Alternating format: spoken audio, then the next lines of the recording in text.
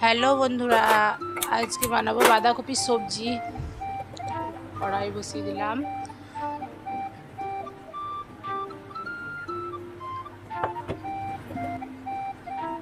দিয়ে দেবো তেল।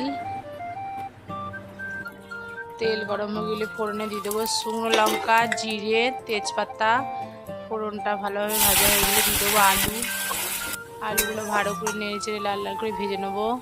ওর ওপর দেবো লবণ, হলুদ। এবার দিয়ে দেবো বাঁধাকপি দিয়ে ভালো করে নেড়ে চেড়ে ভেজে নেবো। বাঁধাকপি হালকা ভাজা হয়ে গেছে, এবার কাঁচা লঙ্কা দিয়ে গ্যাস কম করে একটু ঢেকে ভালো করে কষিয়ে নেবো। ভালো করে কষানো হয়ে গেছে, এবার মটর সেদ্ধ করে নিয়েছিলাম 1 কাপ মটরের সেদ্ধটা দিয়ে দেবো। টমাটম কুচি দিয়ে দেবো।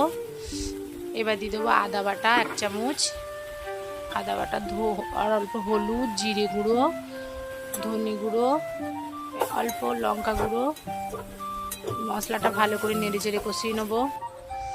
গ্যাস কম করে মশলাটা ভালো করে নেড়ে চেড়ে কষিয়ে জল দিয়ে দেবো। একটু পরিমাণে জল দিয়ে আবারও ভালো করে নেড়ে চেড়ে কষিয়ে এবার দিয়ে দেবো পরিমাণ মতো চিনি।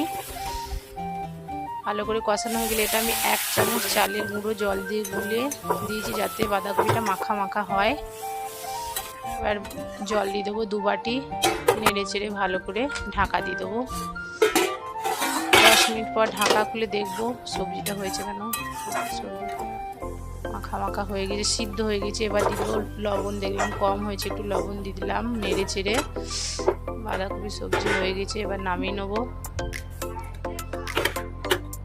ওপর দিয়ে একটু ধনে গুঁড়ো, ভাজা ধনে গুঁড়ো ছিটিয়ে দেবো।